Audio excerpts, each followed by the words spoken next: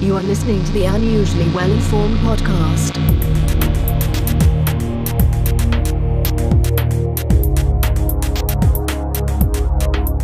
Welcome to the Unusually Well-Informed podcast. I'm your host, Tim Hampton. My unusually well-informed guest today is Dr. Jennifer Pierce. Jennifer is a corporate design consultant and user experience researcher who helps artists and businesses brainstorm, empathize, ideate, prototype, and test. Today, Jennifer and I are discussing how user experience research is done and how it impacts the products and services we use. Jennifer, welcome to the show. Thanks so much for having me, Tim. It's my pleasure. Jennifer, you won awards as a theater maker and ethnographic scholar. What inspired you to switch your attention to user experience design? Well, it's a very interesting story, and I wish I could say that there was some kind of premeditation on it, but it kind of happened as a big accident, but maybe is reflective of what was been going on in the culture at the time. So I am not embarrassed about my age. I will tell you that I graduated college in 1995. I started a theater company right away because I was a theater artist and I was working as a temp to pay the bills at the theater company. And I was working at a pharmaceutical company and they caught me writing a script and I thought I was fired. But in fact, they called me into the C-suite and asked me to start writing scripts and speeches for the president of Bayer Pharmaceutical and the vice president of sales, Jim Patchen, and a whole bunch of people. And then it was also revealed that I had been helping the secretaries with their computers. So they said, oh, you know, computers. Well, we're moving into this era where videos are going to be streamed. And so my creative services profile merged with my computer geekery, if you will.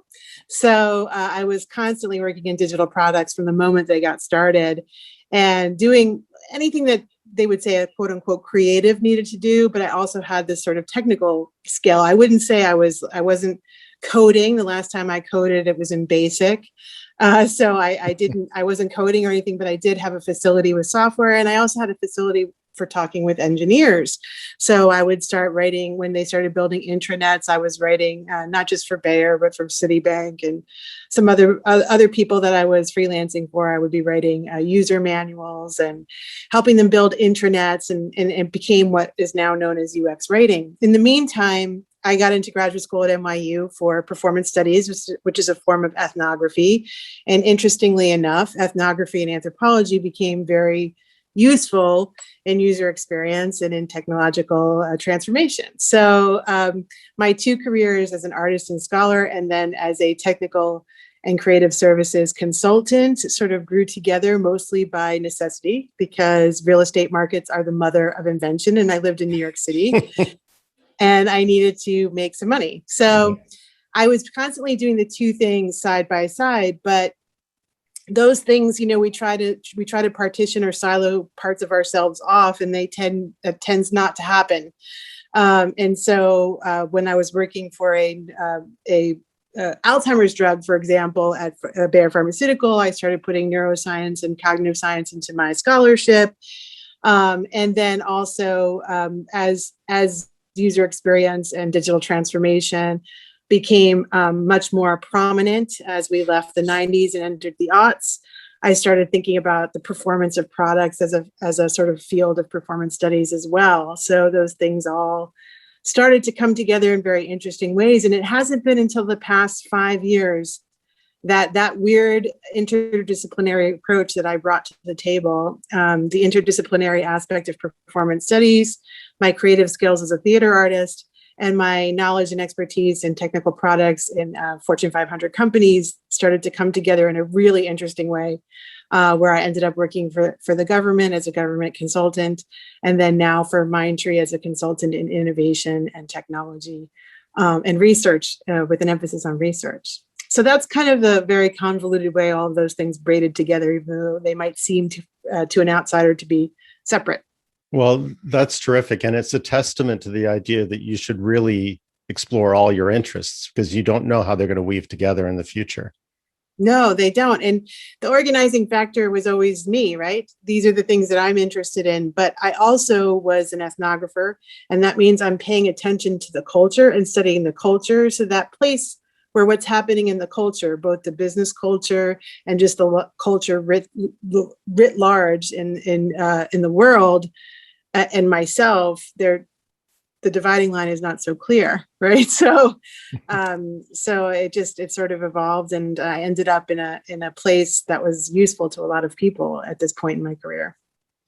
So you say that the online school Springboard gave you the opportunity to take on this new career, or at least the new elements of this career. What skills did you develop there?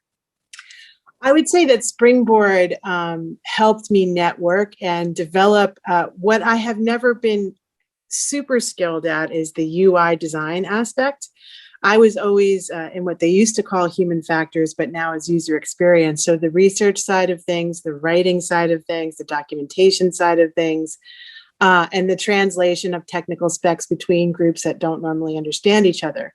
What Springboard helped me do is to learn the new softwares that have been updated since 1995. So Figma and Mural and Miro and all of these wonderful tools that we have now, which, because I thought I've been digital consulting since 1995, even when I was holding full-time professor positions, I was often doing small gigs on the side in the summers, and working with people I knew that had small startups and user experience studios like Bill Alexi at Alexi 19. And so I decided, I thought mistakenly, as much as I listen to the culture, I often make mistakes in my analysis. And I thought that during the pandemic, I wasn't going to have a lot of work. So I signed up for Springboard to learn the new softwares and to network. And it certainly did help me network. I would say that's the number one thing that Springboard gave me, was that it helped me network in the field, and learn new skills in UI design. So while my job doesn't require me to do a lot of UI design, I am working very closely with UI designers, and it gives me greater empathy and understanding of what they're doing. And I think it makes them appreciate me as a leader more, because I actually know how to use the tools they're using. So let's explore that a little bit. You've used some terms there. I don't know if you got into all of them, but you talked about UI, which is user interface, if I understand correctly, and UX, which is user experience. How do you distinguish between the two, and what are the different approaches one would take to those challenges? That's a great question, and it's often confused. It's often confused in people doing hiring as well.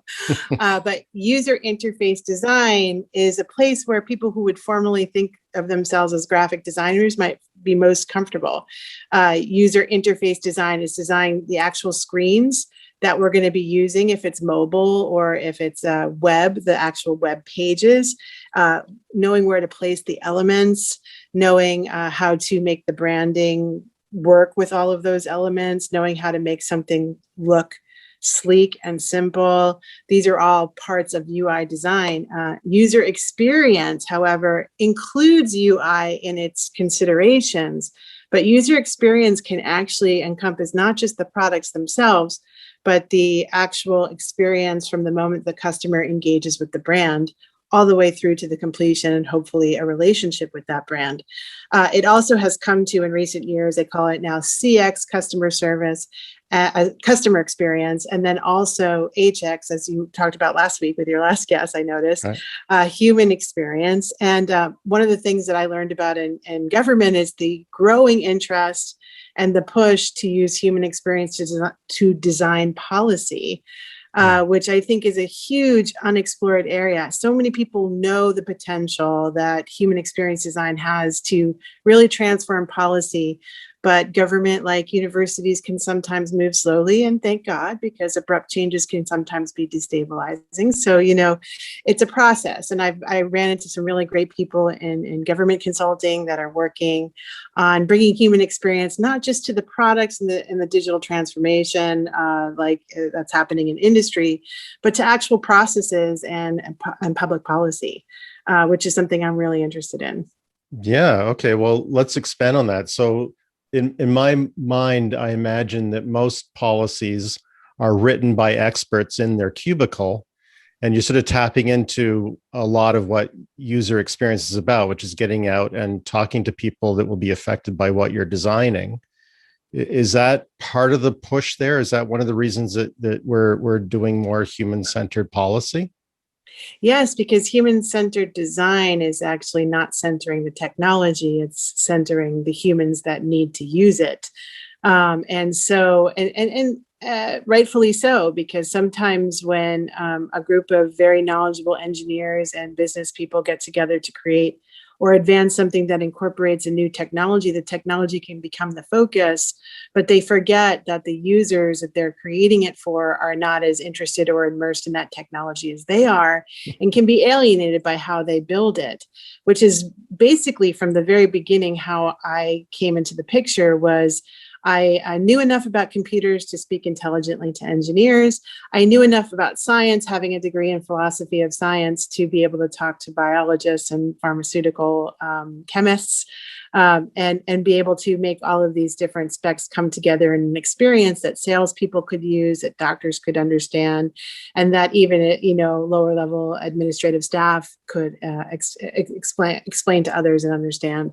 So from the very, very beginning, it became this process of bringing technology to people who were not technologists, right? And so I think that in human-centered design and public policy, you have the same kind of situation.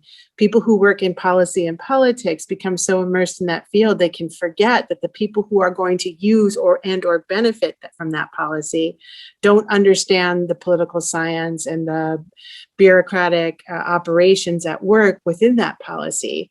So employing human-centered design is making sure that all of the needs of the people who will benefit from that policy come together with the political needs and the bureaucratic needs, and even just the how we get the policy put forward, lead the design of that policy more than the human factors at times. So we want to make sure that the humans remain at the center of that process. Yeah, this may be a weird tangent, but I'm thinking of if you consider the people affected by your policy, not only is it more appealing to them, but the compliance rate will go up.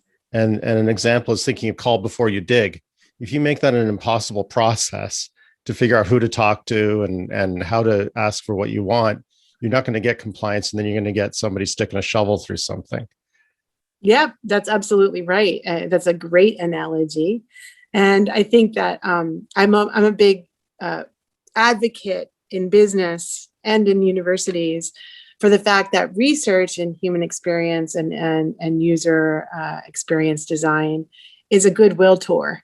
You're gaining things that increase your understanding, but in involving people in the design of things they're going to use, you increase the chance of adoption of that system, that service, or that policy, right? So doing the research is not just gathering specs. It is actually making sure the people that will benefit from it feel a part of the process and know that it's there to benefit them and feel like they have a stake in it.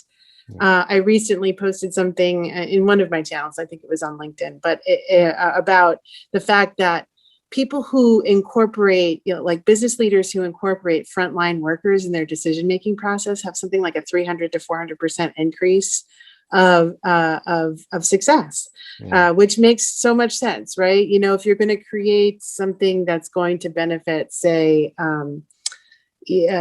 airline stewards and stewardesses, right? Involving them in the process of designing it is crucial. And so when we do research, we do it ethnographically, which is why the interest in my ethnographic skills from performance studies, which, sometimes it does a lot of things, but also positions itself between theater and anthropology.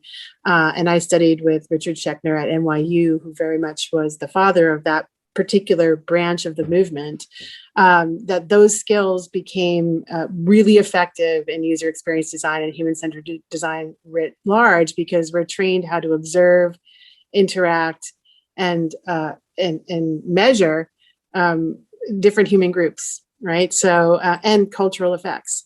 So it's been just really, really wild to see all of that stuff come into play in business as well as in the university. Yeah, it is exciting when the problem crops up and you're like, I have a tool for that.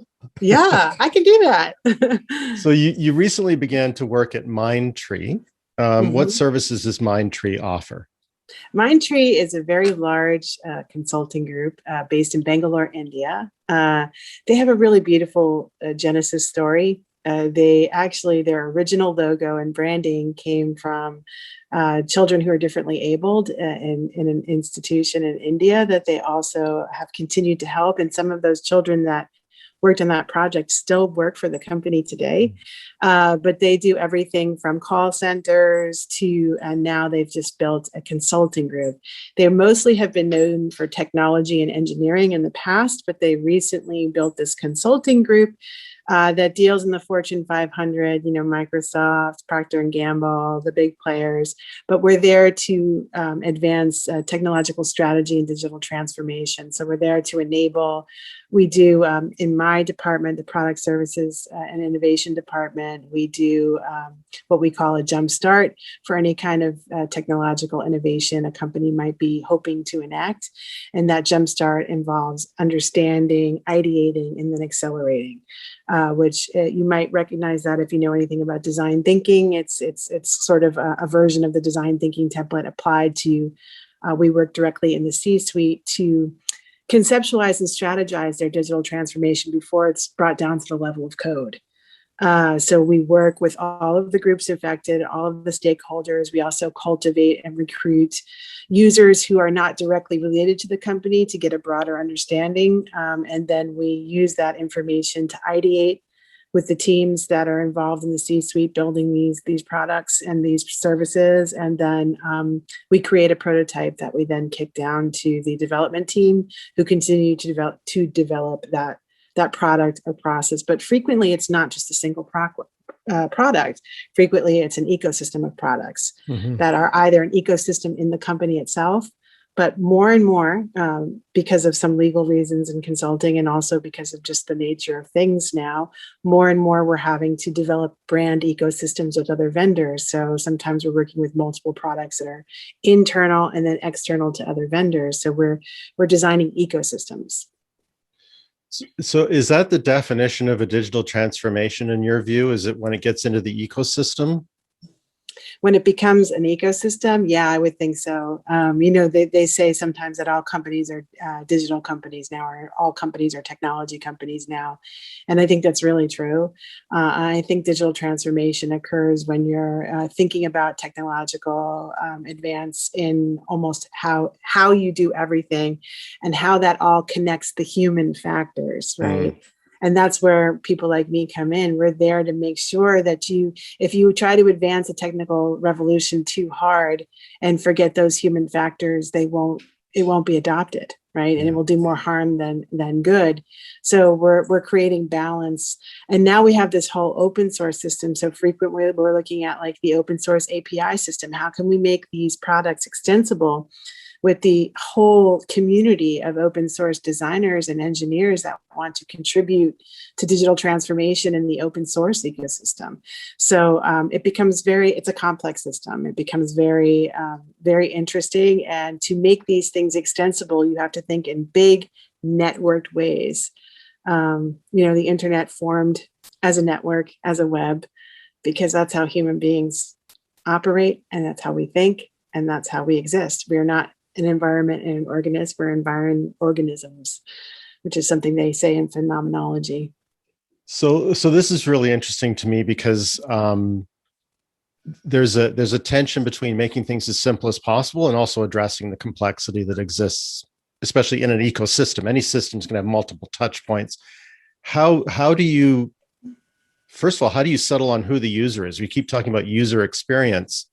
When you have a system that involves so many parties, it can be complicated to even define who the user is. What do you do about that?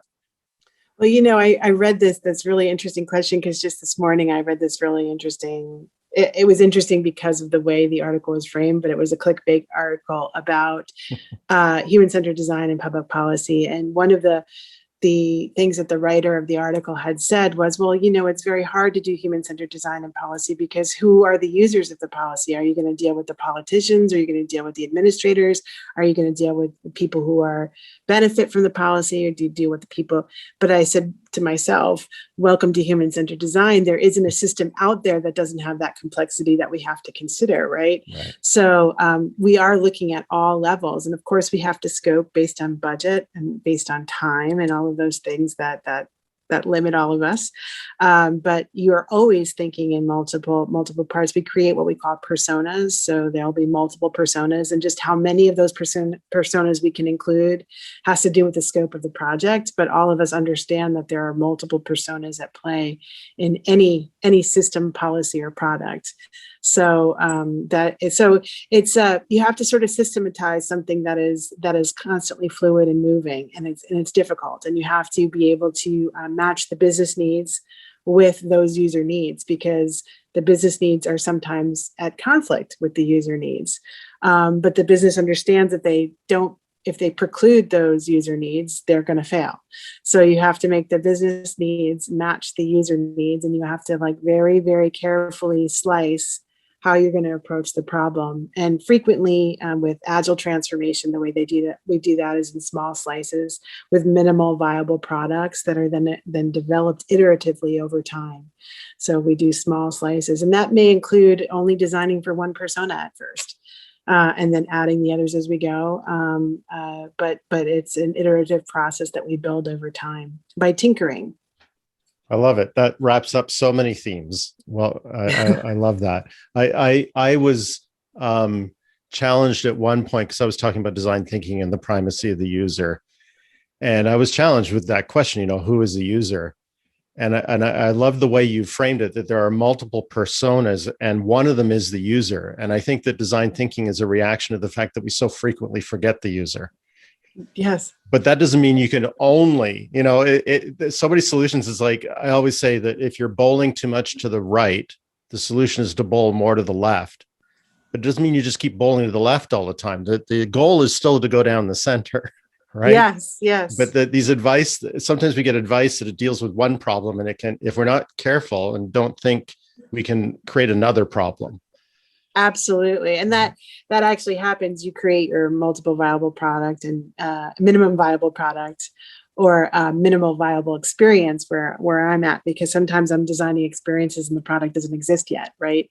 So, so you get there and you created a whole new set of problems that need to be solved. And that's frequent. That's why we do research, though. See, that's my pitch for doing that research up in front in the understand phase, because we can sometimes anticipate those problems.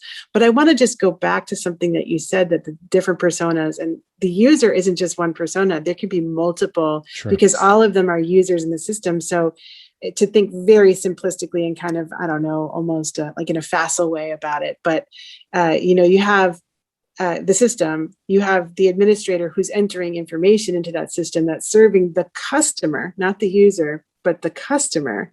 And then you have the administrators who are monitoring the analytics of that system to make business decisions. Right. And then you have the engineers who are maintaining that system and perhaps continuing to develop that system. And then the engineers, because you're thinking now more and more about extensibility of products, how long it's going to last in the future. A whole team of engineers that never had contact with the original development problem. These are all users of the system. They're different personas that are in. And my colleague, John Willis, is the one who really taught me a lot at Raft. Shout out to John if he ever hears this, about engineer experience is a thing that we have to consider. Because if an engineer doesn't want to maintain the system and doesn't want to build the system, and in the open source community isn't interested in adding to the system, it won't survive. So we have to think of all of those as users of the system. It's not that there's all different personas and one of them is the user. There are many personas within the user groups that will be using the system. Well said. Yeah, I know a family of mechanics, and they all drive Hondas because they say they're easy to work on. And that isn't necessarily something that a car company would think about. The user is the guy or the girl in the driver's seat. Usually. Yeah. So your title is Director of User Experience Research and Innovation. So can we talk a little bit more about what somebody with that title does? What kind of work are you doing under that banner? Well, more and more I'm dropping the user experience part of that just to research and innovation, because the skills that I employed as a human-centered designer end up applying to not just the user experience design of a product or a service, but end up technological problems, engineering. I do technological research, technical research. I do security research. I've recently used human-centered design processes in the government, the federal government, to anticipate security threats, because we know from recent current events that this is a big issue. And if we're not thinking about it from the very beginning of the project, we're not baking in the typical, just to go off on a tangent for a minute, the typical way to do it is to wait until the very end of the product when it's all designed, and then do some pen testing, what they call penetration testing, or we do testing the security of the system. But what if we're thinking about the hacker as a user of the system? Beautiful. Right. And then you test early and often. Yes. So we're actually doing RPG games with various hacker personas that we've created and things like that. Right. So that was really a really fun innovation. So I kind of dropped the user experience side of it because it sometimes limits what I actually do. But in my new role in Mindstream, which is brand spanking new, I've only been there for a month, but I am there to oversee the research plan for all of the initiatives that our product, services, and innovation group take on. I'm there to help designers with their research needs. I'm there to help the C-suite with their research needs. I'm there to design methodologies and operationalize our research, because I'm a big believer in the fact that innovation doesn't come as a big lightning bolt of inspiration. We hear these stories of the Eureka dreams that say Einstein had and everything like that, but that is the pinnacle of so many small little iterative things that have been happening over a long period of time. And that Eureka dream can't come if we're not operationalizing how we do things, because if we don't operationalize how we do research and how we create and how we're creative, we can't make small iterative changes to our processes and measure the change. So we have to kind of try to do things the same every time we do them, so that we can actually improve that system by making small changes, right? It doesn't mean that we're bound to do everything exactly the same way on script every time, but that we have a sort of rough process that we follow, so that if we want to start to experiment and change things, we can change things in small ways and begin to measure the outcomes of those changes. If you're reinventing the wheel every time you show up, how do you know what worked and what didn't and why, right? Mm-hmm. It's that way when you have a health problem. People go in and they start doing everything at once. I'm going to start exercising. I'm going to change my whole diet. I'm going to quit smoking. I'm going to quit drinking. And I'm going to do this. And then you start to feel better, but you don't know which of those things actually impacted you the most, right? So You have to do things slowly and one at a time so that you actually can measure the system. That's where being somewhat of a social scientist comes in, So I'm there to operationalize research, and I'm basically there just to help make sure that things are done. I don't like to say slowly, I like to say smoothly, so that we can truly grease to use your bowling analogy, to grease the lane for innovation, right? So. Yeah, I love that. That sort of reminds me of the expression that Elon Musk has, which is the machine that makes the machine. So if the user research and the user design or the user interface, all those components are the machine, then you need to work on how you make those better. So I think that's terrific. You're almost like applying your own toolkit to your toolkit. That's absolutely right. When I come into a new role, I immediately start doing one of the tools that we use in human-centered design and in UX is called a journey map. We will map the journey of a customer. Like if it's for the Apple store, they walk by the storefront in the mall and they say, maybe I'll go in. And then they go in and they start considering Apple products. And then they look around and they have this really nice feel there. Steve Jobs designed it to feel like these lobbies of these beautiful hotels with this sort of slightly Art Deco feel. And, all of these different things that he did so brilliantly to create the Apple experience, which is really, let's be honest, the father of this movement. It's the idea that the overall experience is what enables the innovation and the change. We're there, and we're creating these maps. So the first thing, and we do it for the customer, we do it for the engineer, we do any person that we're trying to study, we'll create a journey map for. So the first thing I do is create a journey map for our department. What happens when somebody comes to us as a client? What happens when somebody comes to us with a need? How do we serve that person internally? And I'm mapping our journey internally, how so that we can look at where our touch points are, where the pain points of our clients are, where the pain points of our colleagues are. And how we can subtly start to prioritize those pain points and chip away at them until those pain points become what people have nauseatingly called delights. Yes. And I think that term is starting to become out of favor or out of vogue because it was so overused for a while. But to turn pain points into delight points is what we do. And I use our own tools on ourselves, and you'd be surprised at the number of us that don't do that. And I myself am guilty. I'll catch myself doing things that I would never advise a client to do. Or I would say to a client, why don't we do a study on that? And so I'm constantly doing that process of employing that from within. Plus, when we encourage our colleagues to work in that way, we're also practicing our craft for our clients, right? So it's a great, nice circular process I like to enact wherever I go. So speaking of user experiences and user interfaces, as we set up for the show, you're on an iPad, you set up so that you could see me, but not yourself. If I could suggest you move your head so you're covering the ceiling fan, then you'll be center frame. Okay. So the other way. Yeah. I got to see myself now.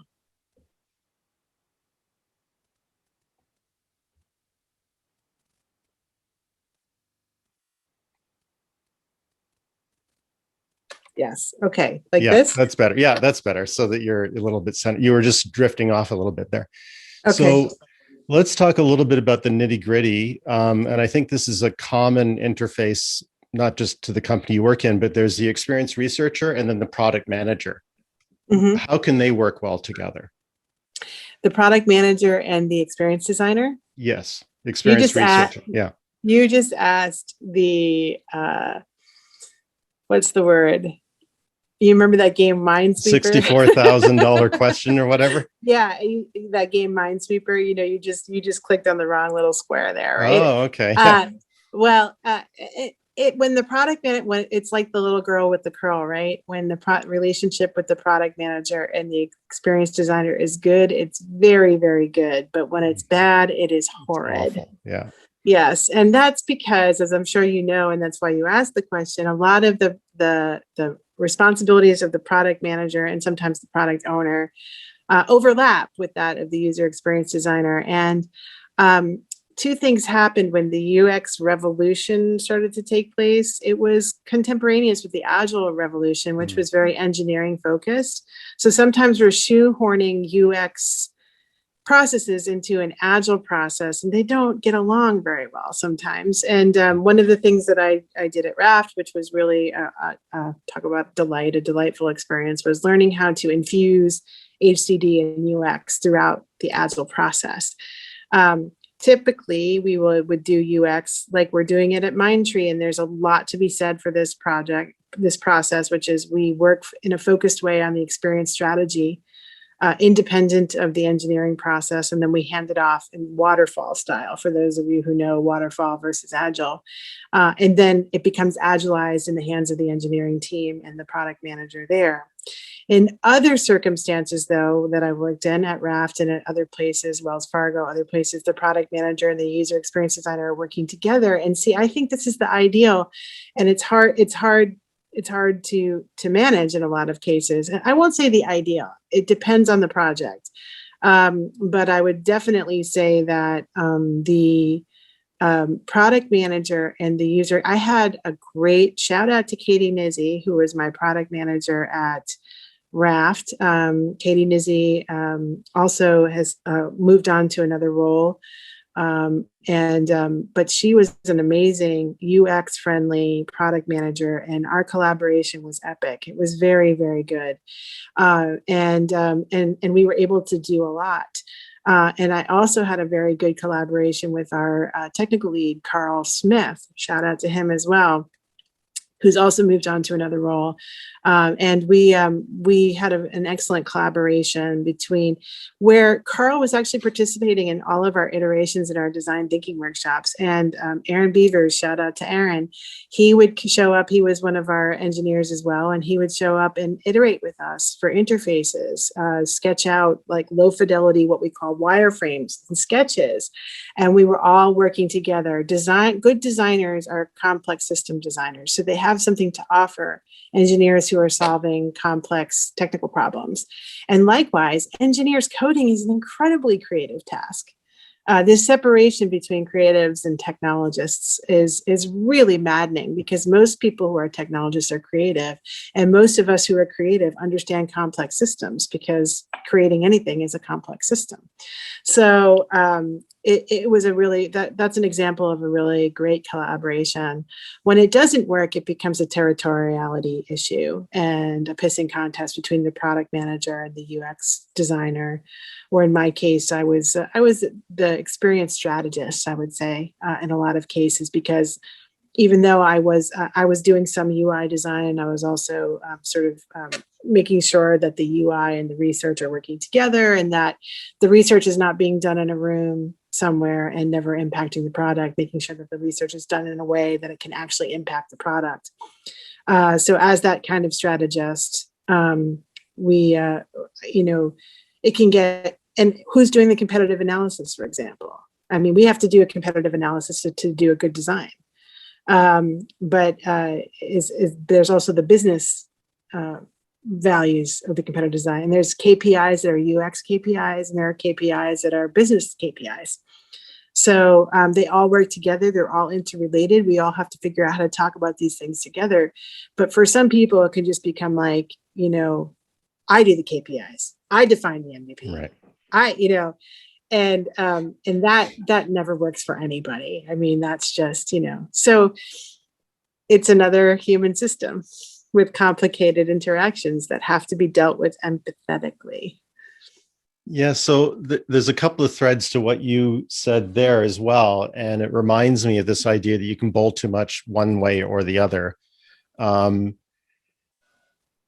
Two threads in there. One is have as many people as possible or practical in the room, or at least engaged frequently.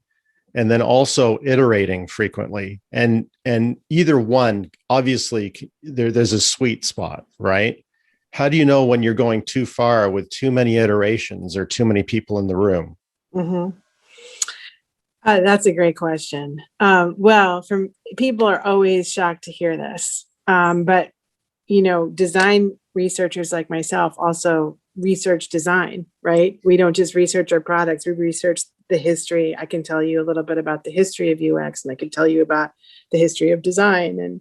And so there are people who study scientifically how these things work, and various people, Microsoft, IBM, other groups, IDEO, they have come up with rules of thumb. For example, in market research, we've taught from social scientists that,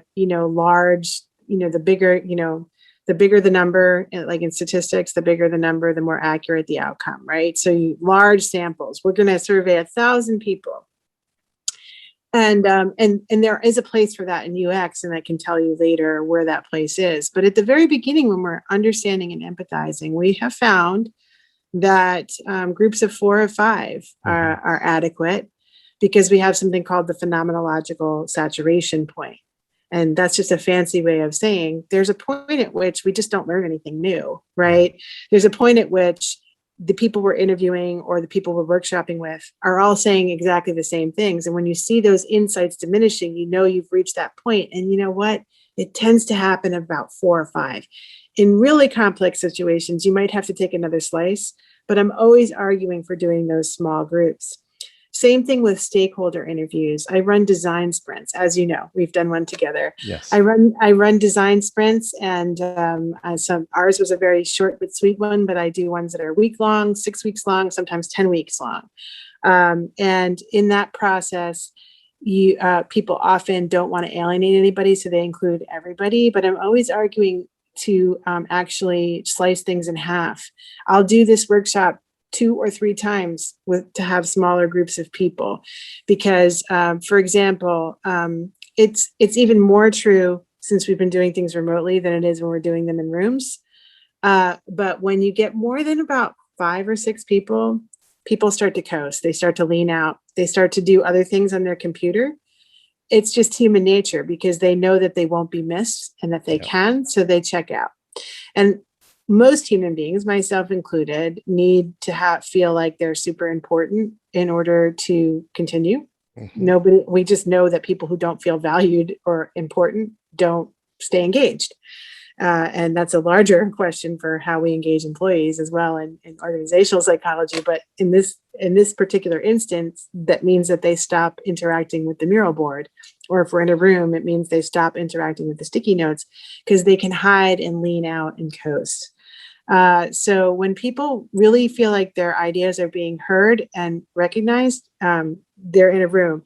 They're more engaged. And so I try to keep those groups really small. I think 7 is probably as big as you want to get it. Having said that, there are times that you have to do things in larger groups for whatever reason. Either your stakeholders need you to do it, there's just not enough time. All these people really do have to be included. And so the very important thing that I have learned from many, many mistakes is that you need to have a very strong process pre-vetted with who the decision maker is going to be, and everybody needs to know that that's the decision maker. Yeah. And we can't be resentful of it.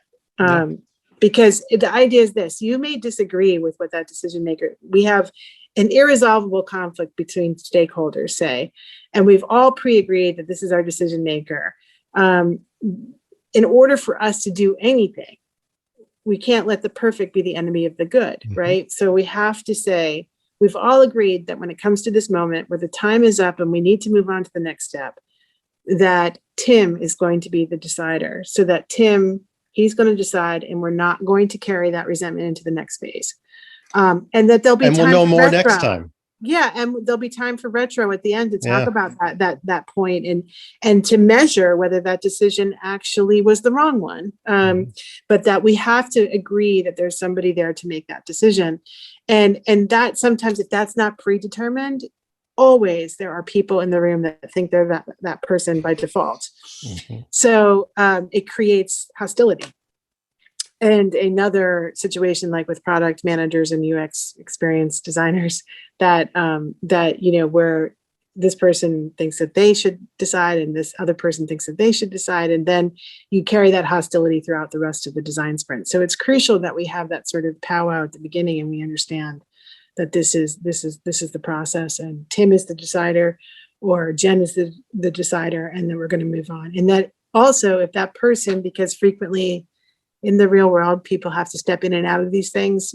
If Tim is not there, then Sarah is going to be the decider, and that's the way that's going to go. Excellent.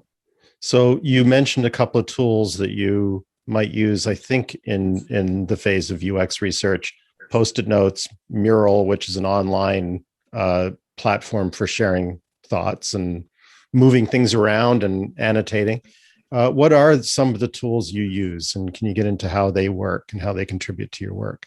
Sure. Well, I use Evernote, and that's simply, I'm starting to become, I was joking with my husband, who's a little bit older than me, that, he's reached that point where, just the new just seems like ridiculous. And I'm starting to get there sometimes too. Like, I'm not so sure. I'm in a new environment now where I'm using Teams, and Teams has OneNote, which is a great tool as well.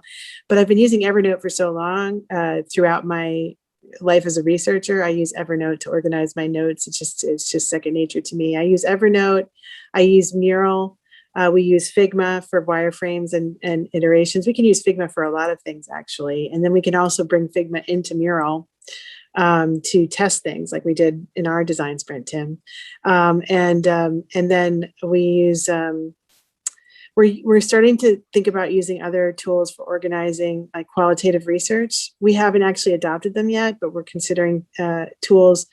I think anybody who does my work knows that our qualitative research often gets lost. And I think even social scientists know this, because it's very hard to use a database to organize qualitative data the same way you do quantitative.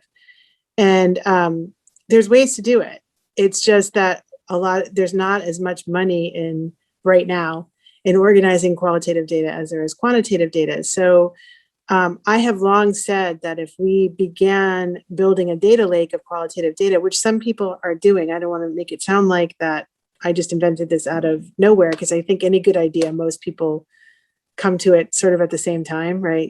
Hey, and there are people doing this, but if we could have a qualitative data lake, you start to get to a point where you can simulate users in various situations, because you have this, intelligent system of past research, and not every user situation is completely unique, right? So you can, if you're doing something where you don't have enough time to recruit users, you could perhaps simulate a user. That's exciting. Yeah. And so I've talked to some friends of mine who are data scientists about building it. There are some companies that have started to build it. I don't want to say any names because I'm still reviewing vendors. But I think that this is a really exciting field of research, especially as artificial intelligence advances in how we organize qualitative data. So right now I'm organizing my qualitative data in very old-fashioned kind of ways. I'm a big proponent of using affinity maps, so I keep them first in text files, and then in Excel files, and then also in mural boards. And then we affinity map them, and those insights are also indexed. But it's an evolving process. I don't think we've really perfected the tools yet for qualitative user research, to tell you the truth. So I'm always looking for new tools, and like I said, I'm reviewing vendors all the time, and looking at what are the needs, and how can we do this simply, and make our work move beyond the life of the individual products that we're doing, so that we can accumulate a kind of knowledge and wisdom of our clients. So that is fascinating. I'll have to have you back when that's up and running. And it does raise. So first of all, I mean, the utility is clear, right? You could ask a machine learning system, what are the odds of this being appealing to this particular user group, right? But you get into some really interesting ethical areas, because now the information about users and probably their demographics is being stored for a future purpose. So you have the potential, you have the permissions, and you have the security, and then you also have that risk of running the algorithm, and it only returns the answer that was biased by you in the first place. Yes, well, which is why, and this is what the problem with AI writ large, right? Like we have a coding problem. We're coding biases and wrong information over and over and over again, and it's replicating like viruses in our artificially intelligent systems. It's reifying and reinforcing some of the worst tendencies in human nature. And we know this. We also know that a lot of artificially intelligent systems have data problems. It's what we call garbage in, garbage out. That we have the illusion. There's certain things that artificial intelligence has done really well, and one of them is gathering information, visual information. And that is very exciting. But there's other things, especially when you talk about sentiment analysis and predicting human behavior, where we have a problem. There's some things. But yes, this is predicated on the idea that all of the information that we gather from our users is divorced from PII, right? That, if I have you in a user group, your name and information is never going to make it into my database. And I flatten my data out as soon as we start affinity mapping, even if it's stakeholders. I remove all the identifying information. It's somewhere secure if we need to find it. But when we're dealing with the insights, we don't know who said what, which actually benefits the whole process, right? Because, say the chief innovation officer said one thing, but this frontline worker said something else. It's not privileged to anybody working with it as we affinity map it. We don't know who said it, right? And so in the system, it would be the same. It would be the same thing. But obviously, this is something I have not worked out at any. It's all just conceptual at this point, and there are groups who are already doing it. And I'm looking at.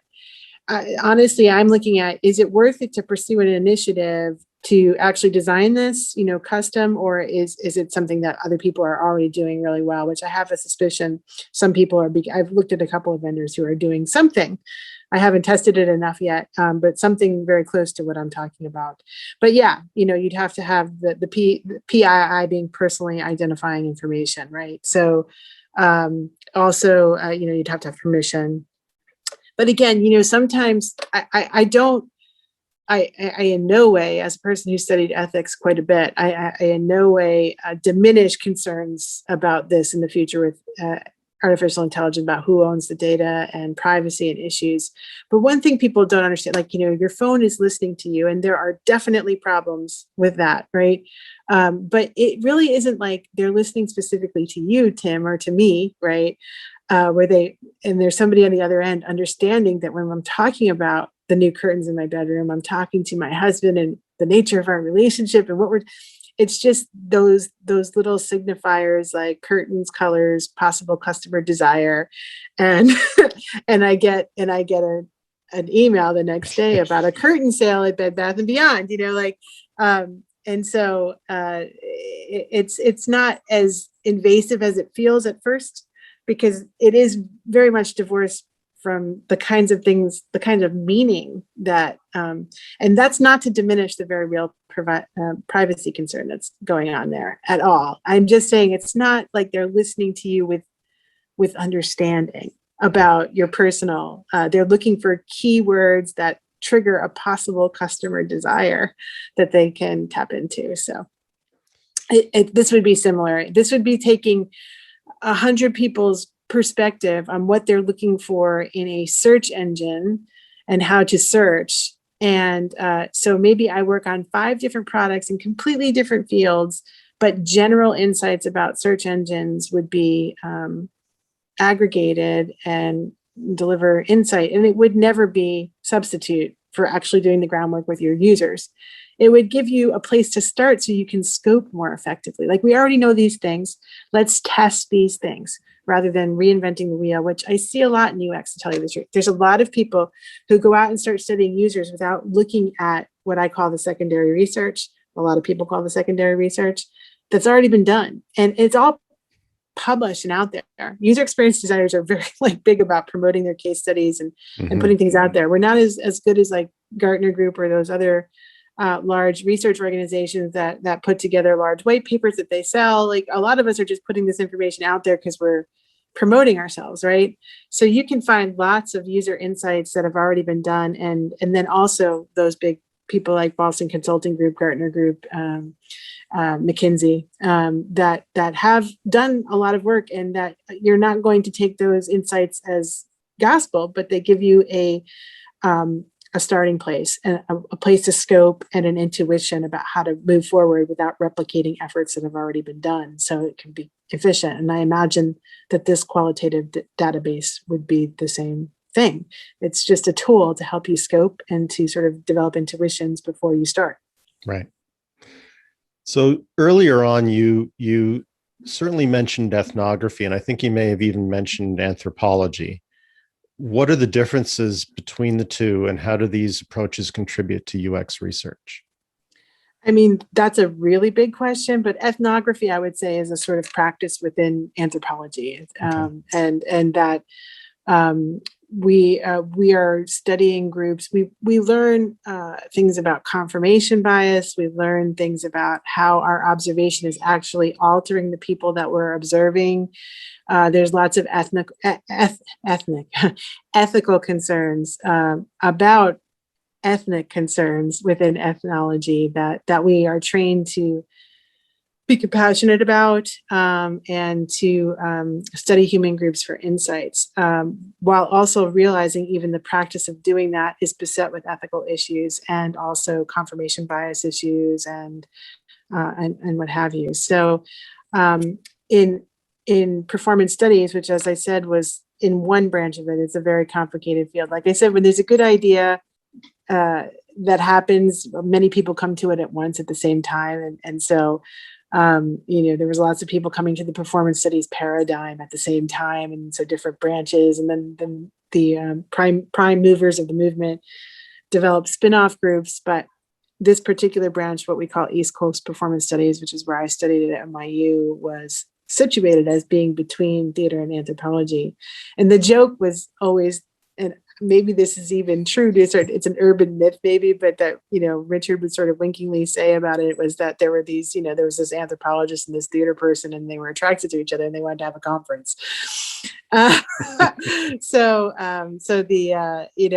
But the field started very much situated between the study of drama as a social practice, not just as a form of literature, which is how in the West it evolved, but as a social practice and as a form of human behavior.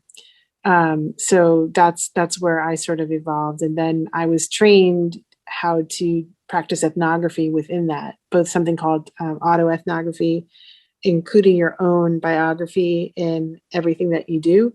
And then just ethnographic practice in general, like how to ethically go in and observe groups and gain valid insights. So as I was trying to pay for my NYU degree with my digital transformation consultancy, that came in really, really useful. That was a great Reese's peanut butter cup moment, right? You remember that commercial where you got chocolate in my peanut butter, and a new thing was born. Yeah.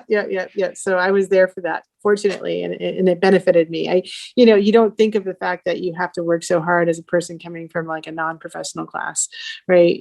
Going to advance yourself. My parents hadn't gone to college. They both went on later through the community to get degrees, when they were older, but they didn't go to college. And we were like working class Queens, New York, sometimes even, there was lots of things going on.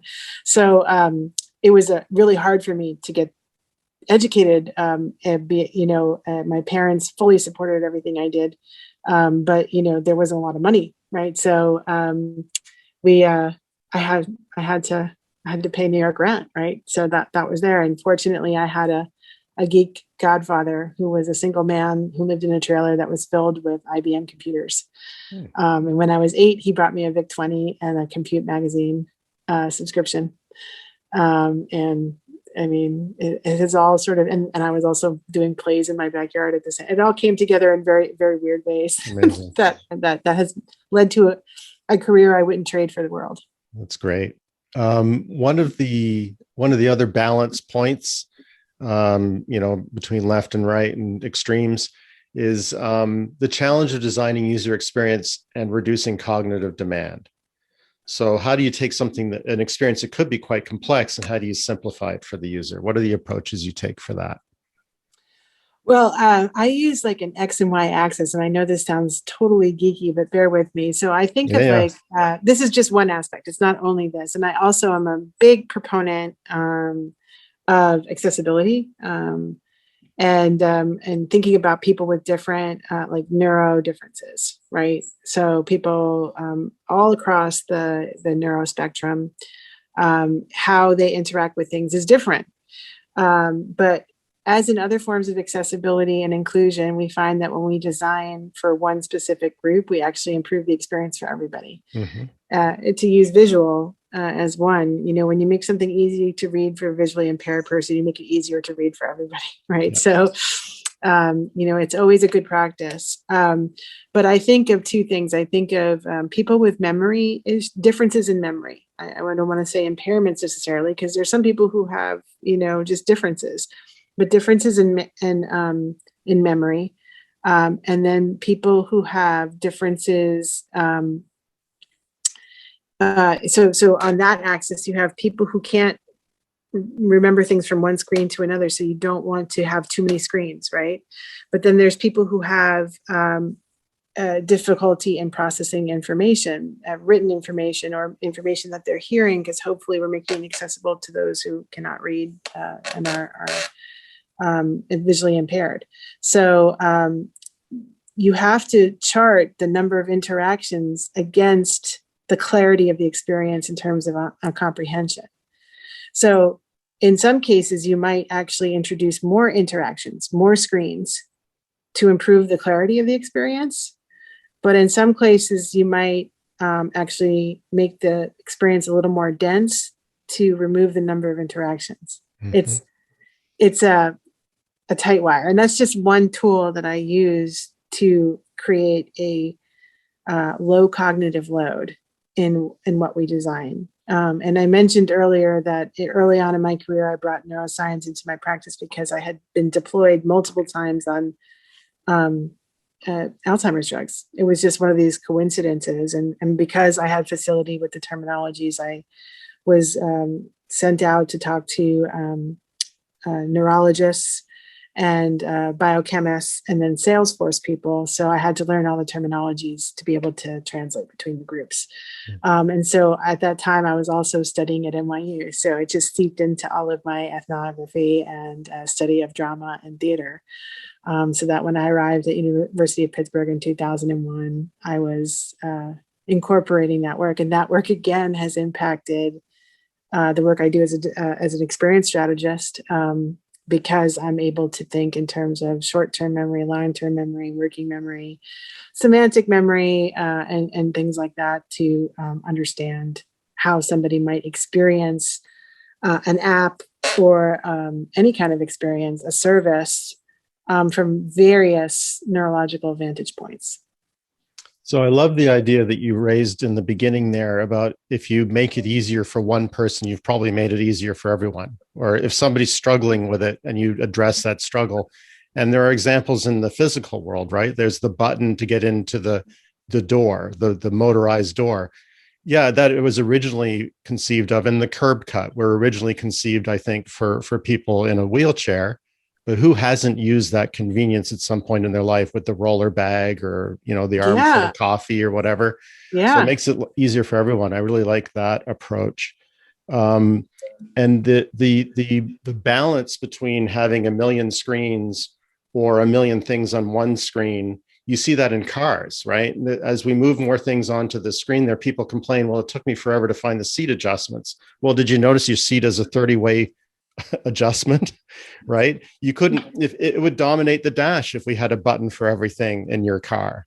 And so that really is a tightrope, as you say. It's a challenge. And finding the sweet spot is difficult, and it's iterative, right? It's iterative. You got to try. Well, let's try it with less screens and more information and test it.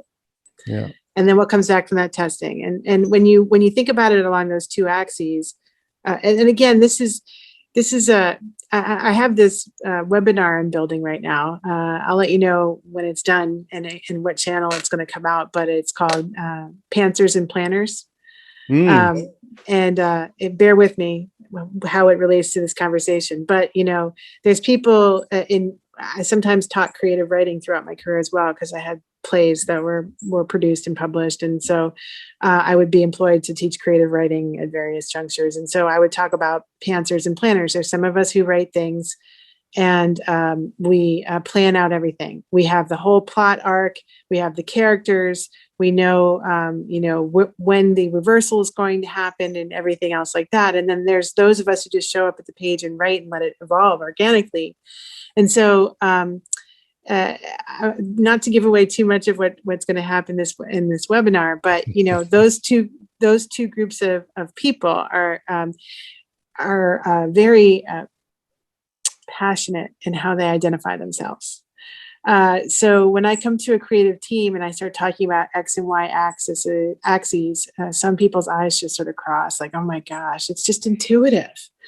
But what it helps us do is to, I'm there to sort of be that school mom nerd that introduces these things, because it allows us to think things through methodically and carefully, and then it allows us to test it. Is that the only thing in the cognitive load of the app? Absolutely not. But it's one tool we can use to sort of break things down and measure, right?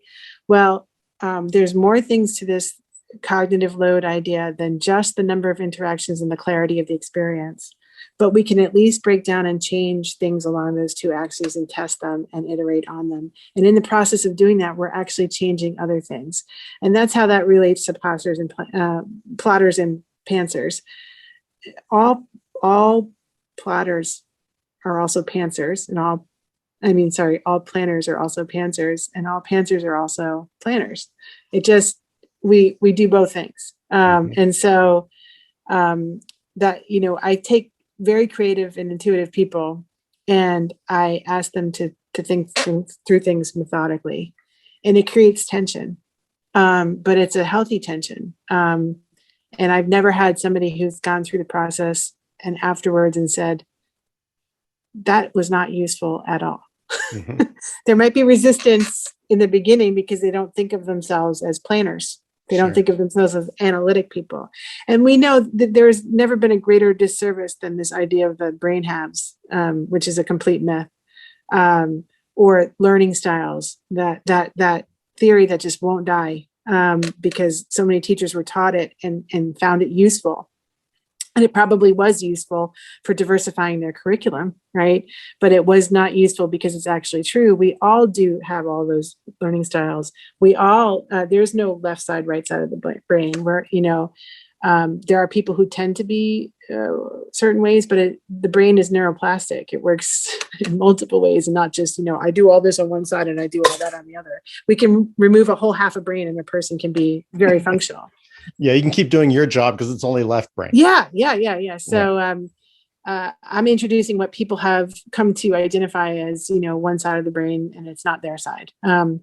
But it's interesting. So yeah, got a little. Well, so much of what you've been describing, whether you're a pantser or a planner, or that we're going to have multiple layers to the interface, or a simple one page or whatever.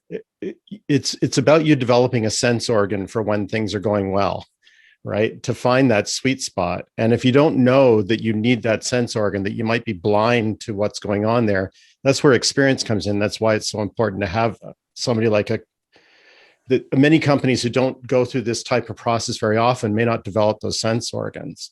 So having a consultation group or a consultant like you come in is so valuable under those circumstances, because you really are aware of, okay, you're bowling to the left. You can't even see it.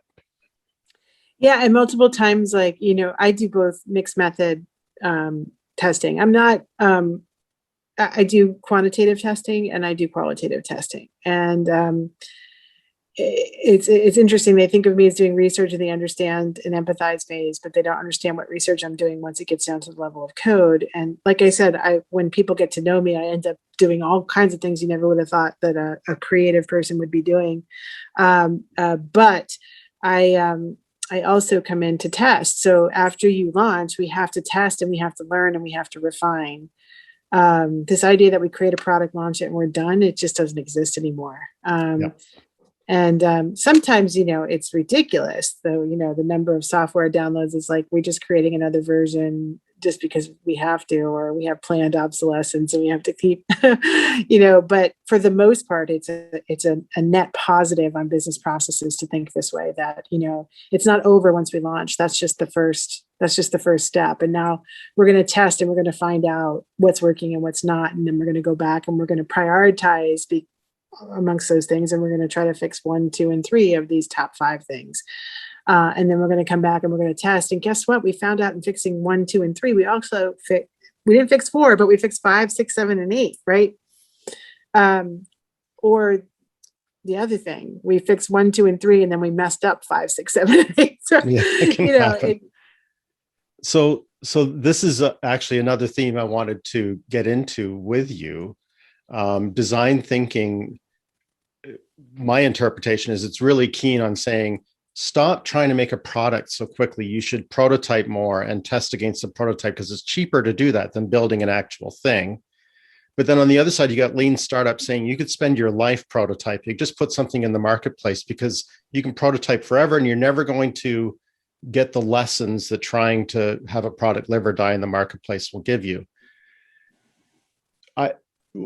How do you navigate that tension between, okay, enough already, we're not prototyping, now we need to move into a product, and we need to accept the fact we're going to iterate the product too? Well, I'm going to sort of remind me to answer that question concretely, because I want to just touch on something that you're bringing up here, which I think is really interesting about humans in general, we have this tendency to create these false dichotomies, right? Because, and I don't think it's a bad tendency, because it's the dialectic process. If we can turn things down into, team red and team green, we can learn fruitful things from the tension between those two things. And in drama, the antagonist and the protagonist, and the tension between us. We all travel a journey where we laugh, we cry, and we learn a lot, right? That is the dramatic structure. So, and it's the dialectical structure as well, which is the way humans learn a lot, the Socratic method, and turning things into a dialogue and a question and answer. We've done this thing where we've turned this into everybody likes to quote the Steve Jobs quote, which is, don't ask the consumers what they want, because they don't know. It's intuitive, and it's the genius and all of that who's going to create the innovation. And that's always attached to his reference to the Henry Ford quote, which I'm going to paraphrase it, but if we would just build a faster horse instead of the car. And so I might have said that wrong, but I think we all know the thing I'm referencing. So it's also but the fact is that Steve Jobs is actually the father of user research, as is Wozniak, probably even Wozniak more than Jobs. They were researching and observing human users all the time, including themselves as a user. And so this idea, it's like either you do research or you just, we build it fast and we break it, and then we learn from that. I think the thing is, it's like measure twice and cut once. It makes good sense to do some of this. How much you're going to do is a business need question. And I don't think it's like one is better than the other. It's just about the business needs. It's about the capital that's available. It's about the resources that are available. But the big struggle for me is always the balance between the short-term KPI and the long-term one. Almost anything I do in business, I am always pushing for a long-term KPI. And when I do it well, I can roll it into lots of great short-term KPIs, key performance indicators, for anybody who's listening that doesn't know what I'm talking about. Things that we measure for business success, things that give us a return on investment. So you want to balance a long-term KPI with a short-term KPI in everything that you do. So you scope it. Can we justify 6 weeks? What are the costs? And you do a risk analysis. What's the cost of making a mistake here? Right. Yeah. Versus what's the cost of not getting to market quickly? And I can see, and that's what people don't like to hear, is the nuance, right? We want to hear like user research. Yep. But judgment is still required, right? Yeah. I will tell you that people who do research succeed more. I mean, it's a no-brainer. The people who build it and break it fast fail. We know it. We have the measures. We have millions of case studies. McKinsey did, and this is one of the problems in my field now, is that McKinsey did all the work, released all the numbers, and then everybody ran to hire UX designers without even understanding what they were hiring or who they were hiring. And they started pushing marketing people into UX and calling them UX, and graphic designers into UX and calling them UX, but they're really UI, and all of these things. And it's now a big, and we'll see how it all shakes out in the long run. I mean, there's a lot of people out there practicing UX that are not doing UX at all. And a lot of people who don't even know they're doing UX and doing it really well. So it's a really kind of convoluted situation, but I think it's like a false dichotomy. Like there's a certain situation in which you want to build it fast and break it. Right. And then there's a certain situation, but there's a kind of also a machismo involved here. Like, I want to get in on the ground and start building stuff. Right. And I want to build it, because that's what I do. I'm building it, and you're making me stop and think about it is really not. And that's got to stop. That's got to stop, because it's a complex system, and you can create so many more secondary and tertiary problems. And I've seen whole processes, like you're doing a research and discovery process, and you're employing 12 engineers and one designer part-time, who's a designer and researcher in one. That's not going to work. Right. It's a research and discovery process. Right. So there's a time to employ research and discovery and creative design thinking, and there's a time to employ building. In an ideal world, we'd all be working together. There wouldn't be that division, and I've seen that happen, and it's lightning in a bottle. It happened in certain situations in my past. It's happened in my recent past. I referenced a really good collaboration with a tech lead and a product manager that was just like really, really lovely. Where we weren't just innovating for the product that we were building, we were innovating our process. But in answer to the original question, like, how do I know? I ask for all of those things with my client when we're talking about timeframes. What's the risk of doing this wrong? What's the risk of not going to market? Whether it's a B2E product, a business to employee product, or a B2C product, or a B2B product, what's the risk? What's the risk of getting to market and making a bad impression? Mm-hmm. Once you lose that first encounter. So let me ask another thing then. The way you describe the work you do, it sounds like you're generally creating something entirely new.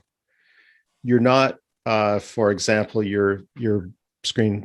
You're not, for example, buying an enterprise resource planning system, or advising a company on which one to select and how to implement it. Is that true, or does that sometimes enter into the work you do?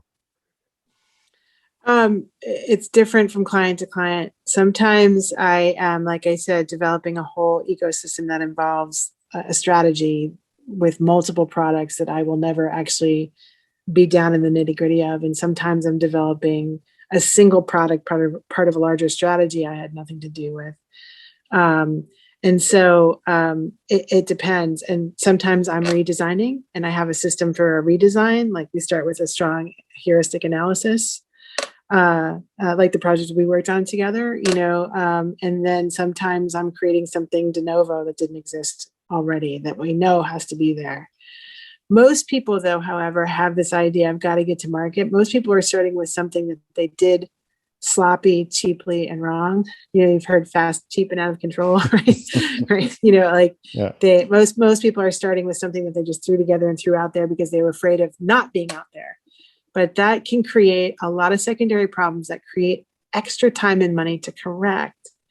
I'll give you an example. So let's say I'm going to try to change some details so that but let's say that I rush and I do something cheaply out in the market, because I know the other competitors have it. I haven't made the time for it. I haven't done the research and the legwork for it. I just put it there as a placeholder.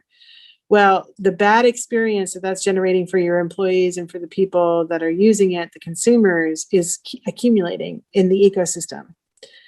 And once you design your new product, you have a much bigger problem to tackle, which is perception. Yeah, higher right? hurdle. Yeah. Yeah. Then if you had just kept it off the market and embarrassingly said, no, we don't have an app yet. We're working on it. Right? It would be better to have no app or no whatever product you're because looking you can get a reputation. Don't buy that, it's buggy. Well, it was yeah. in the beginning, but nobody's changed their mind since. Or you can spend a whole lot of money on a research and discovery process that you begin building right away, even though you haven't done the adequate research and design discovery beforehand. And you create a product at the end that has no actual users. Then if you had taken that same amount of time and doesn't solve any problems, then people will say, oh, well, that's what we learned. But if you had just taken even half that time to do the research and discovery with some designers and researchers, that first MVP or that first proof of concept would actually be much further along. Yeah. So I can't find any situation in my mind where I would say no research and no design thinking, discovery, and human-centered design process is advisable. Right. But I can think of times where you might compress it like we did, right? It was just the situation. It's better than doing nothing. Now, I have colleagues that when I say, well, it's better than doing nothing, they get very angry because they're perfectionists. Mhm. But I so far have never seen a situation where even a little bit of research didn't help. A little bit of discovery didn't help, Yeah, right? absolutely. Even if it's not done, again, don't let the perfect be the enemy of the good, even if it's not done adequately. Like when we do in a design thinking workshop and we have internal stakeholders act as the users, there's huge problems with that. But that's actually better than doing no testing at all. Yeah, bravo. I like that. You mentioned earlier that you've changed your practice a little bit when it comes to user experience research because of the pandemic, people working from home, connecting from, different locations. Can you expand on that? How do you make that work when you're probably usually accustomed to doing things in person? I have to answer this very carefully because my enthusiasm for the remote work that evolved over the pandemic is pretty strong. And in the past, I've made the mistake of overselling that enthusiasm and therefore eclipsing people's absolutely valid feelings of loss and struggle during the pandemic.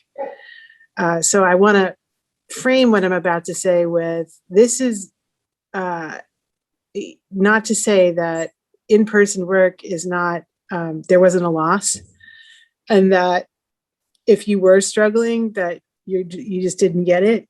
I will say, this is to say that, like my experience of evolving digital technology coming together with my interest in the arts and then ethnography and anthropology, and then working on Alzheimer's drugs and cognitive science all coming together, my particular skills came together during the pandemic very well, and my particular personality issues came together very well. And so I sort of thrived both as an instructor at universities and as a user researcher.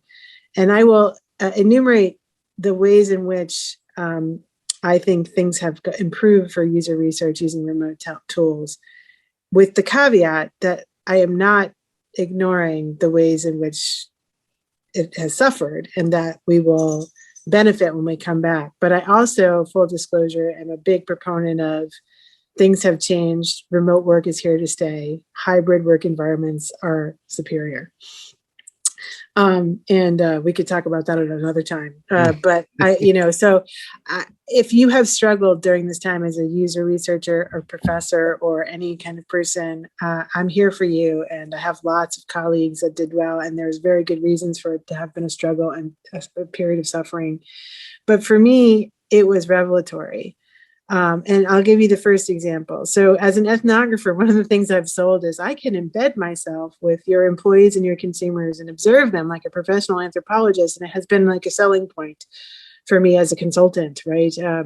So you would think that that kind of embedded ethnographic research would really suffer. And it did. There's certain things I just couldn't do. However, I'll give you 2 or 3 examples of how using remote tools actually enhanced the ethnographic experience. So I was doing research for a physician group. This is before I was working at Raft, when I was still working in my private consultancy.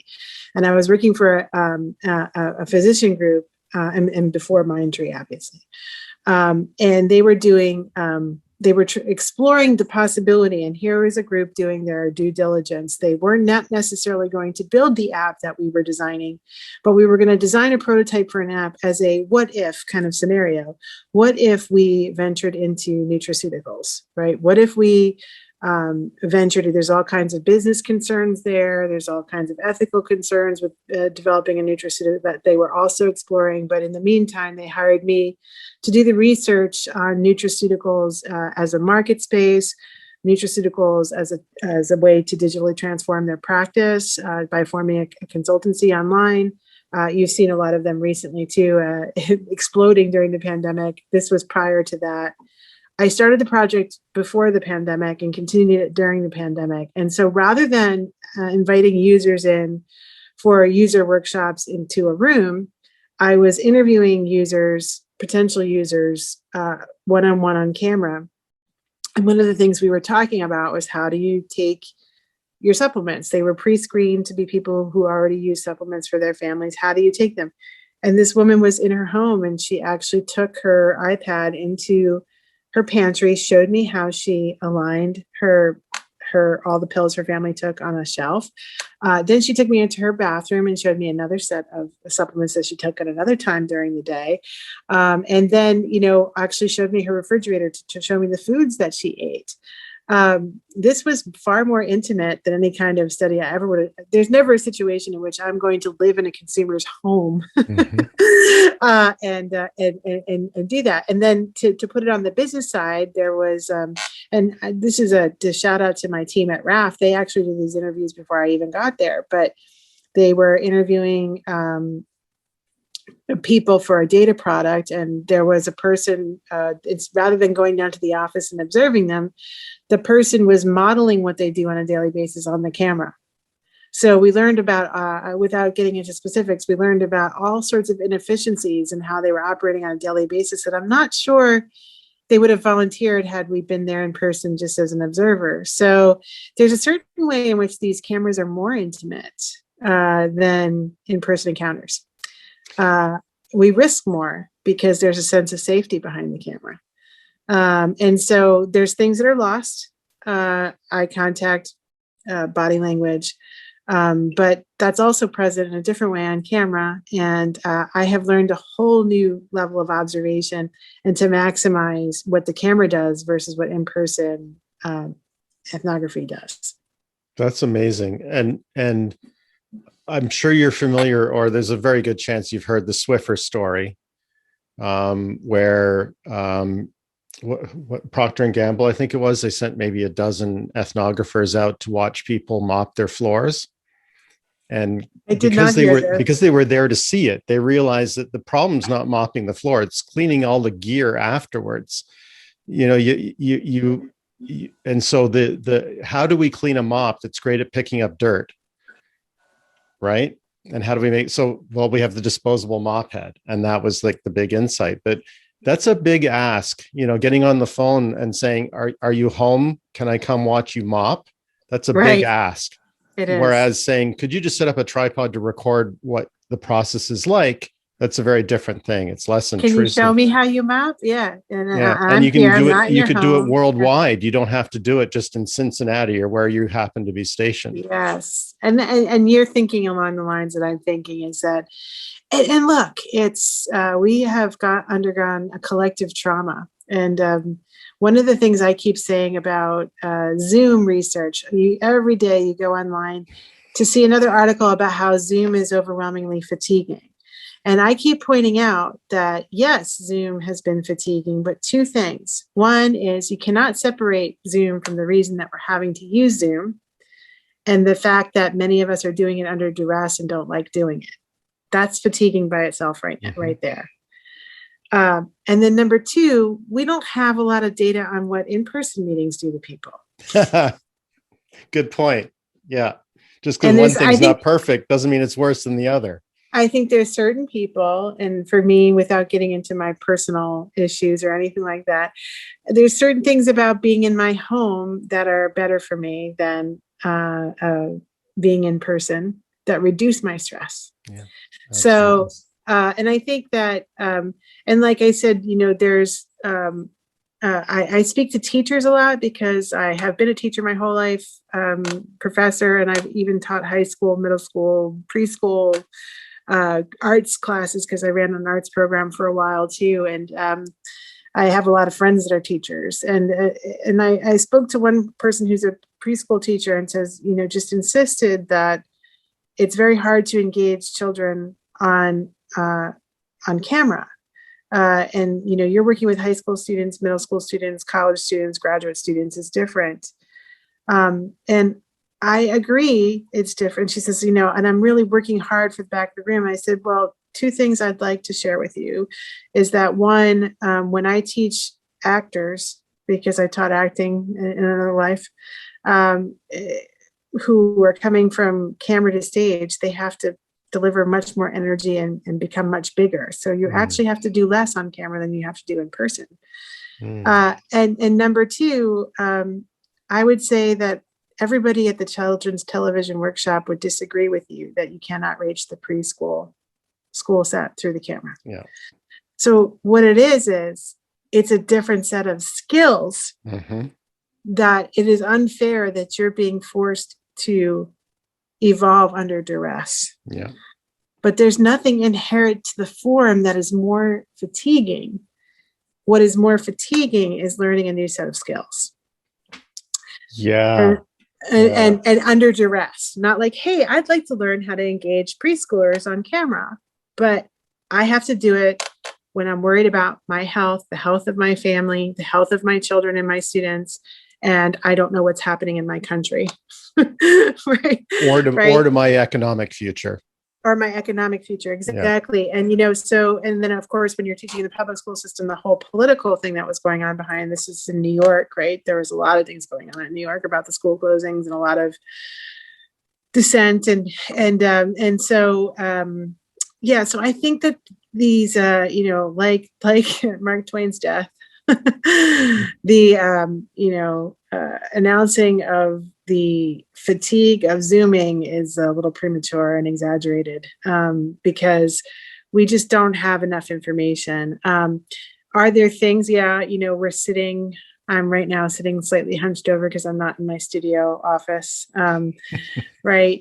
We have to remind ourselves to get up and take breaks, but we should have been doing that in person too, to be honest. Right. How many times have there been in-person meetings that just go on way too long and your brain just fries? Right. So I do think, but I'm open to the fact that there's something in particular about this way of interacting that's more taxing, or that we pay a psychological penalty for, or a physical penalty for. I'm open to it. Well, also it's a study in change, right? I mean, if we suddenly said we're going to start driving on the opposite side of the road, there's no real reason why one is better than the other. But can you imagine the cognitive load that would suddenly be imposed? And here we are doing all of our bit. I mean, if you're fortunate enough to be in a white collar line of work, we're doing things in a completely different way. We haven't had time to optimize it. The example of the teacher, you raise the idea that you could have, a TV show be very informative. Well, what's going to happen to my job then if all the kids are watching TV? Well, your job's going to change, obviously, but how many times have you thought to yourself as a teacher, if only I had more time to individually talk to the kids, right? But you don't have time to optimize around the potential advantages. You're just like, I'm hoping this will be over. Yes, I just want everything back to normal. And it's not something that you ever chose to do, that you wanted to do. Or, in my case, I love technology and I love computers. So that this is just, more tools, right? Yeah. So that's why I don't want to offend anybody who's struggling. And I certainly, and I doubt that the person that I'm referring to would be listening to this right now, but if she were, I would say you absolutely should feel frustrated and fatigued, and you were put in a horrible situation, and it's something that you should never have had to endure, but it was what it was. But to then say this is impossible in all situations and it should never be done is a different thing, right? And that there are maybe preschool teachers who would choose to teach this way and be very good at it, right? So I don't want to have it would be like, if every time you went to Disney World, you had to go while you had chicken pox, you would associate Disney World with horrible feelings, right? Yep. That's basically, so no matter how good Disney World is, it's just, you are associating being at Disney World with being itchy and having a fever and being fatigued and not being able to enjoy anything, right? Yeah. So that's what's going on here is we have all of these tools that have always been here. The potential to be these kinds of remote collaborators have always been here. And we did not exploit it because we fear change. And then the change was forced. And I hope that change is now going to be extensible and lasting. I hope that it's not like the situation that I was talking about when you don't do research and you force things, you create more problems, that we are now always forever going to associate this form of working with a very stressful time of crisis. Sure. I don't think that's there. There's that potential because there's those people who just say, I never want to Zoom again, right? But I think the overwhelming majority of the research is showing that most of us have learned the benefits of collaborating this way. But in 1998, I was given a cell phone and a laptop, and I was remote consulting then. And nobody cared because I got everything in by email very quickly, and I was doing mostly writing and documentation and testing and validating results, and it was fine. But I'll tell you, the really funny thing was that when the IT guy gave me my cell phone and my laptop, I have this way of spinning things forward and not realizing like my environment. I just assumed that I would be able to get onto the internet with my cell phone on the train. Mm. And I said that, and he laughed at me. He's like, "That's ridiculous. Hey, she thinks that you're going to be able to get on your laptop on the train using a cell phone." Yeah. Someday. Yeah. And I was like, "Who's laughing now, buddy?" Right? But I assumed that we were by then dial-up modem. Like that, Sure. I would be able to use my cell phone to get on the internet on the train when I was commuting.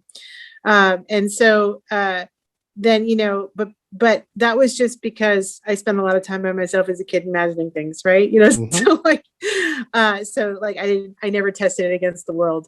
But those people who were testing it against the world, like kind of didn't see what was coming, right? And so I've wondered about this for a long time. Like, why are we asking people to act like they're still working in factories, logging in and logging out and going and having to be physically monitored and watched? Why are we doing that? The nature of work has changed from the Industrial Revolution prior to the pandemic. So why have we been doing this? And I'm so grateful that this has happened. Not grateful for the suffering that we are still undergoing because of that, but for the unintended secondary effects of that, which is that we've discovered that this is possible, it's enabled, and that it actually is maybe preferable. And that, like when women went to work, World War II. Yeah. When women went to work, it shouldn't be compelled, but now it's an option, and that, it's not going to change everything. What is the saying? What is optional? Never waste a crisis or something like that. No, what is optional will soon become compulsory. I'm not saying that we should be compulsorily working remotely or hybrid, but that it should be allowed to be out there on the market as a choice, and let the market bear out what it will. I think a lot of people are going to be choosing hybrid and remote, and I get calls every day from recruiters. "Hey, Jen, I got another job. You're so helpful in helping us find placements. Do you have any other, UX people?" And I say, "Hey, they have, it's going to start remote, but they're going to have to sit in Charlotte, or they're going to have to sit in Atlanta, or they're going to have to sit in New York." And I said, I have a stable of about 20 UXers that I talk to on a regular basis. I don't know one person that wants to go sit in person somewhere. To have to move. They all want to work remote. So I'm not saying that's not a scientific example. That's just my anecdotal experience, and perhaps I attract the kinds of people who are like me personally. But it just seems to me that the benefits of being in your home or being in a place of your choosing, because I work in a co-working space sometimes too. I'm not always home. I have an office outside my home. So it's just going to be too good for too many people for it to not stay.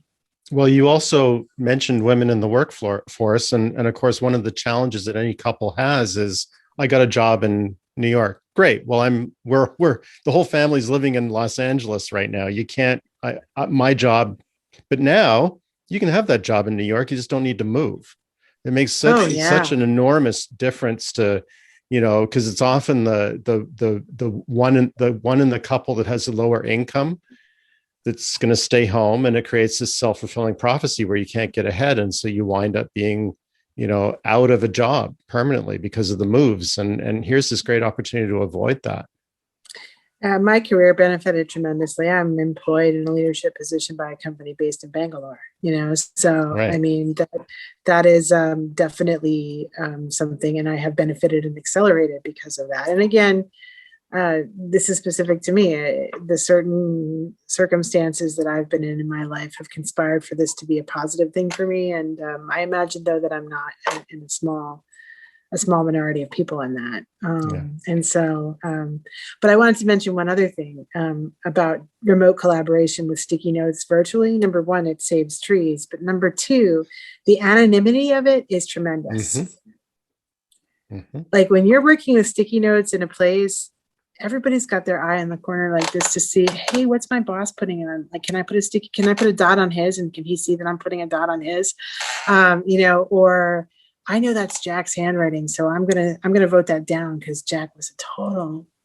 He ate the last donut. Yeah. So, and now, as you know from the tool that when we were doing it, you can sometimes you can figure it out. But we have that tool where everybody's like an animal. Hi, I'm the visiting narwhal.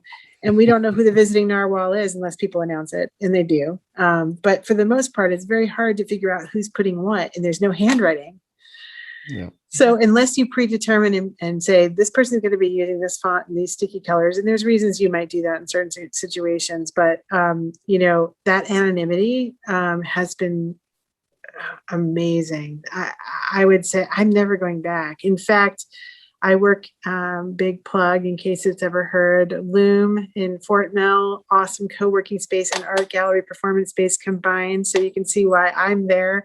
It's amazing. At Loom, we have a huge conference room and there's a big screen TV in there. And I actually bring people in there to do design thinking exercises. And we're still using the digital tools that we were using during remote because it's just superior. And finally, when you put 25 insights on the board and you want to do another exercise with them, dupe, and then put somebody over there, and now you have a dupe of those 25 insights, and it's instantaneous, and that has accelerated the design thinking problem. When people are saying, I can't wait to go back to regular stickies, I say, my goodness, that would be to me like going back to walking after I've been on a Vespa, right? It's much slower. There's benefits to being slower. There's benefits to everything, but I never want to go back. So also, it puts everybody on a level playing field. We're all the same height online, right? So if I don't have to jockey with the giants to get to the whiteboard, if the meetings run well, everybody gets a good amount of airtime. I love the little hand raise. Your arm's not going to get tired. I have something to say. And if the person running the meeting's any good, they're going to get to you. So you can relax. You don't have to be like, oh. So I think there's a lot of equity that can come from doing things online as well. I think so too. I have noted that myself. There's a lot of reasons why people with various disabilities or people who are caretakers for people with disabilities being able to work from home in these environments they benefit people. I know somebody with a really, really debilitating Crohn's disease, and being home near their own bathroom has been a game changer. Sure. Like their professional life has improved. We all have a private bathroom now. It's like we all got a promotion. Yeah. And if you are a caretaker, there are ways they've done significant research in which people who are primary caretakers really suffered. But there are also ways in which they benefit. When you have somebody with special needs in your home, being able to take 5 or 10 minutes to check on them or help them get a need met and come right back to work is just indispensable. So I think that there's a lot of ways in which equity has been created. Now, there are ways in which people with certain kinds of disabilities have been disadvantaged by this change too. Yeah. And I don't want to overlook that. But, all is to say, to declare a winner or loser in the hybrid remote work wars, it's way too premature. It's going to be I keep looking forward to how we look back and theorize and analyze and learn from this time 5-10 years from now. So this has been incredible. I'm very grateful for you sharing your thoughts. I have a final question. You wrote, I love it when I get to quote the guest because this really sums things up nicely. Empathizing and studying systems is infectious. It doesn't stop at the project level. It begins to create dissatisfaction with all dysfunctional systems. Well said. So with a UX lens on the world, you must sometimes shake your head. A classic UX fail is the door that looks like you should pull it, but it's marked push. Do you have any UX pet peeves? Oh my gosh. Oh my gosh. So many. So many. So many. I'm under pressure to think of one in particular, but I have a tendency to just to enter, and I think this is why I became such, I just fell into UX before people were even calling it that, because it's an annoying feature I have of coming in, and it's probably there's some neuroses behind it but just finding the inadequacy of everything that's going on and wondering why it's not better. Mm-hmm. Application systems. Like if applying for a job Mm-hmm. or applying for a position at a university, the redundancy and the inefficiency and the actual, it conspires to actually eliminating the best candidates for those positions. Drives me absolutely nuts to have to upload a long CV and then duplicate all of that information across fields again in an employment history and refer back to the document that you've just uploaded in order to do that has practically, when I was applying for university positions, it's practically caused a psychotic split for me. It was just infuriating. And I think that in fields that are more competitive than academia there's not a lot of jobs in academia. So we have to sort of swallow and put up with it. But in more competitive fields where there's more jobs and there are people, that gets improved miraculously, right? Mm-hmm. Right. So, yes. So, you just say, they said, well, did you fill out our portal yet? And I haven't had time. Well, we'll do that for you. Right. Like it becomes a completely different game. But I would say that human resources, application systems, and employee experience in general, there are awesome exceptions. But onboarding processes for large companies and even small companies are infuriatingly badly done. And it's at a tremendous business cost, right? Because if I'm not onboarded correctly, I have to take time out of my actual work duties to fix those problems. And so I think I have not yet been to a place where the human resources employee onboarding experiences have been addressed satisfactorily. Having said that, I have colleagues that's their job and they're doing amazing things. But yeah, I think that's probably my biggest pet peeve. Well said. Well, Jennifer, thank you so much for being on the show. Thanks for having me. It's been really fun. And I'm sorry that it's not a more professional setup. Oh, no, it's terrific. Thank you for all the insights. My guest today was Dr. Jennifer Pierce. Jennifer's LinkedIn profile will be in the show notes. My name is Tim Hampton, and you can reach me at tim@unusuallywellinformed.com. Thanks for listening. I hope you will subscribe and join me for the next show with another unusually well-informed leader in business and technology. Thank you for listening to the Unusually Well-Informed podcast.